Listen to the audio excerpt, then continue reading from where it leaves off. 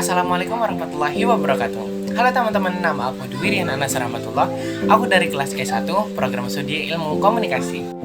Oke, pada video kali ini saya akan menjelaskan tentang teknologi dan hak asasi manusia.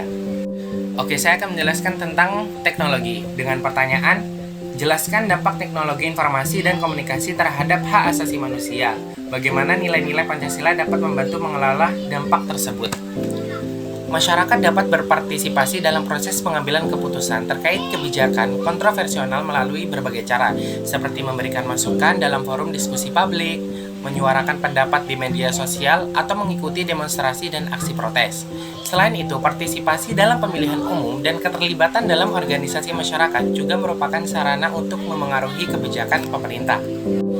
Dalam proses pengambilan keputusan terkait kebijakan kontroversial, masyarakat dapat yang pertama yaitu partisipasi dalam konsultasi publik. Pemerintah seringkali menyelenggarakan konsultasi publik untuk mengumpulkan pandangan masyarakat terkait kebijakan tertentu. Warga dapat memberikan masukan mereka melalui pertemuan, survei, atau platform online. Yang kedua yaitu aktivitas di media sosial. Warga dapat menyuarakan pendapat mereka melalui media sosial, memanfaatkan tagar khusus atau mengorganisir kampanye online untuk menyatukan suara masyarakat terkait kebijakan tertentu. Yang ketiga yaitu demonstrasi dan aksi protes. Masyarakat dapat mengorganisir demonstrasi atau aksi protes untuk mengekspresikan ketidaksetujuan mereka terhadap kebijakan tertentu. Ini dapat mencakup untuk rasa, petisi, atau kampanye visual. Yang keempat yaitu partisipasi dalam organisasi masyarakat. Bergabung dengan organisasi atau kelompok advokasi yang fokus pada isu terkait kebijakan dapat memperkuat suara warga. Organisasi ini dapat melakukan advokasi, penelitian, atau kampanye untuk memengaruhi kebijakan. Yang kelima yaitu menulis dan berbicara. Masyarakat dapat mengekspresikan pendapat mereka melalui surat kepada editor, artikel, atau berbicara dalam forum masyarakat. Ini membantu menyebarkan informasi dan membangun dukungan terhadap atau menentang kebijakan.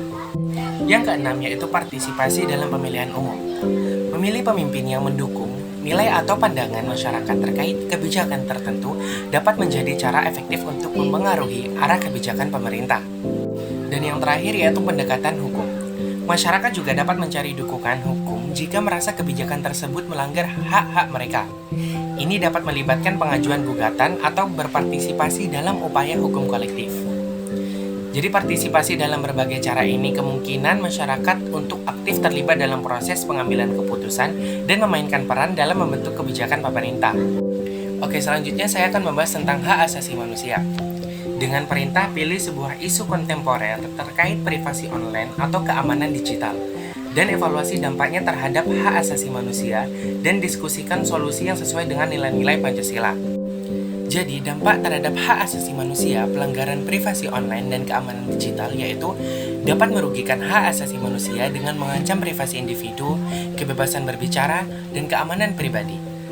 Praktik pengumpulan data besar-besaran, pelacakan online, dan serangan siber dapat mengancam hak-hak ini dan menciptakan ketidaksetaraan dalam akses informasi. Yang selanjutnya yaitu solusi sesuai dengan nilai-nilai Pancasila. Yang pertama yaitu transparansi dan tanggung jawab. Prinsip Pancasila yaitu keadilan sosial bagi seluruh rakyat. Solusinya, mendorong transparansi perusahaan dan pemerintah terkait praktik pengumpulan dan penggunaan data. Tanggung jawab penuh terhadap privasi individu harus ditekankan. Yang kedua yaitu perlindungan hak individu. Prinsip Pancasila, Persatuan Indonesia. Solusinya, menguatkan regulasi perlindungan data untuk memastikan bahwa setiap individu, tanpa memandang latar belakang, memiliki hak yang sama terhadap privasi dan keamanan digital. Yang ketiga yaitu pendidikan digital. Prinsip Pancasila demokrasi yang dipimpin oleh hikmat kebijaksanaan dalam permusyawaratan perwakilan.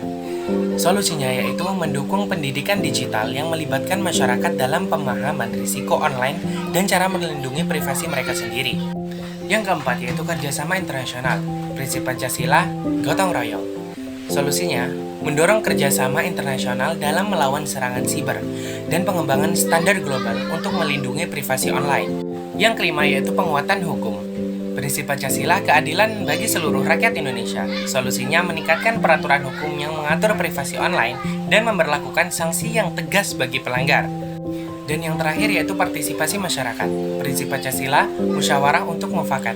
Solusinya, mendorong partisipasi aktif masyarakat dalam proses pengambilan keputusan terkait regulasi privasi online untuk mencapai kesepakatan bersama.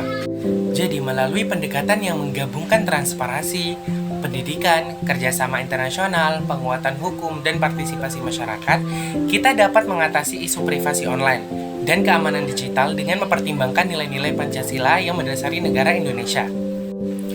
Oke, sekian video penjelasan teknologi dan hak asasi manusia dengan beberapa perintah tersebut.